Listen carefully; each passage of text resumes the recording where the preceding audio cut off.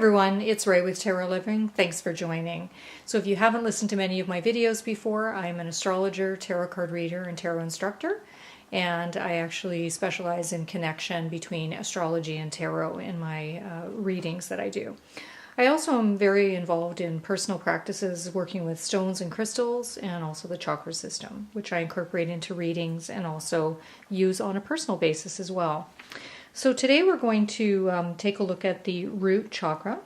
So the root chakra is actually the very first chakra, and it is at the base of the spine and is the last three vertebrae. It's the chakra that is closest to the earth. And the color that's associated with the root chakra is red. And it's sometimes also called the base chakra. So this chakra is the center of physical experience, and it's associated with personal security, our possessions, safety, food, shelter. So it's related to the fundamental needs of physical survival and the foundation, that we build our lives on. It's also related to our ability to ground and have stability and to attain and sustain the physical necessities and comforts that we need in life. And it's also related to family and tribe. So if there's some kind of, issues with relating to ancestry or family tribe, you may experience that in your base chakra. It also speaks to how we anchor ourselves in the physical world. So when this chakra is balanced, we feel very grounded, secure, comfortable in our own body, and very self-sufficient. But when the chakra is blocked, we may have fears related to physical survival or basic needs, such as abandonment or loss of physical capabilities. And also when it's imbalanced, we may move toward greed or avarice or hoarding or just general insecurities, or even lethargy and negativity. So maybe living in survival mode instead of really feeling in control of things. So let's take a look at some of the stones that are associated with the root chakra. The first one I want to show you is my piece of petrified wood. And I got this piece actually for meditation purposes, and I just love it. And I really don't meditate actually without it.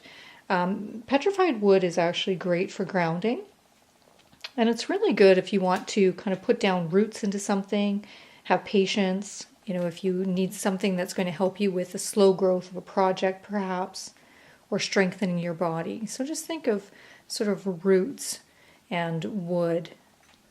So petrified wood can give you those kinds of characteristics. And here's another piece of petrified wood, and this was actually just given to me from a friend. So just showing you the different shapes and sizes that you can get petrified wood in.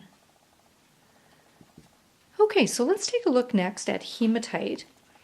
This is actually a raw piece of hematite, and I don't actually use this one as much. I do use the polished piece that I have frequently. So I've got a couple of these, and I find them quite excellent. So this is a polished piece of hematite, and it's great for grounding and for manifestation. So whenever I meditate, I usually have several pieces of grounding stones and crystals with me. So the next one I want to look at is red jasper, and I just love this piece of red jasper that I have.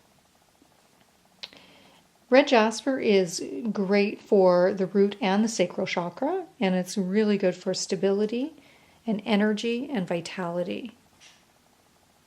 So that's red jasper. And here's tourmaline, and my piece of tourmaline is probably one of my favorite stones that I have. I use it all the time, and it's great for purification, for protection, and for transmuting and purifying any negative energy. Sometimes if I'm feeling just kind of off for the day, I'll grab my tourmaline and go upstairs and work and have my tourmaline with me. Certainly you can use it, of course, for meditation. So you can put it near your base chakra, or sometimes at your feet. I'll sometimes put it at my feet, even when I'm doing a reading. And then obsidian. So there's black obsidian, of course, and there's mahogany that I happen to have here. So the black obsidian is great for grounding, cleansing, and for psychic protection. And I do not have a piece of that, but here's my mahogany obsidian. And mahogany is excellent for all of those things, but also releasing limitations and for security. So that is Mahogany Obsidian. And then here is a piece of Smokey Quartz. Smokey Quartz is a beautiful crystal. It comes in so many different shapes and sizes.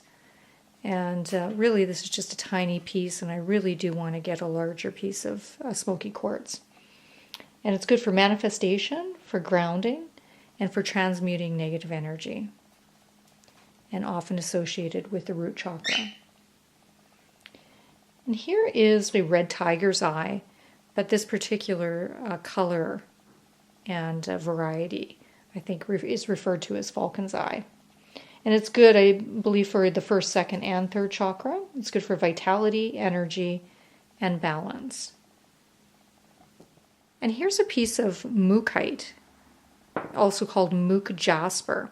It's a very small piece. It's hard for me to hang on to. Mook Jasper is from Australia. And I was reading about it, and they talk about it being really good for any kind of work with ancestral issues, sort of family issues, or releasing things.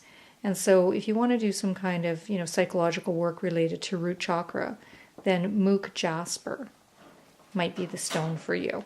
Okay, and here's a piece of Snowflake Obsidian, which is really a very interesting stone, isn't it? And it's very beautiful. Very fascinating, and it's great for, it grounds your thinking and your energy, and it can be really good for perseverance. So that's Snowflake Obsidian. I think we've gone through them all, except here is a labradorite, and I wanted to show you this only because labradorite and clear quartz crystal are two of the crystals and stones that can be used for all the chakras. So you can use labradorite for a lot of different uses. So I just wanted to also mention that. Okay, and a couple of different book resources before you leave me. So this is going to be Crystal Chakra Healing Book by Philip Permit. I know it's very difficult to see the whole book because I have my camera up close, but this is an amazing little pocket book. It has actually information of every single chakra, and it has a variety of different stone options. So that one's a great book. And then Book of Stones as well. And I'll put a picture insert of Book of Stones because, again, my camera's not set up for such a large book. But it's written by Robert Simmons and Naisha Azian. And they have co-wrote that book, and it's really, truly an amazing book. So those are a couple of resources. So please do subscribe to my channel. I will have a video on all of the chakras and various stones for each one. So if you want to subscribe, you'll see a picture to the right of me in a circle meditating. So just put your cursor over that and it'll take you to my page and you can subscribe. Thanks for watching Tarot Living. Take care.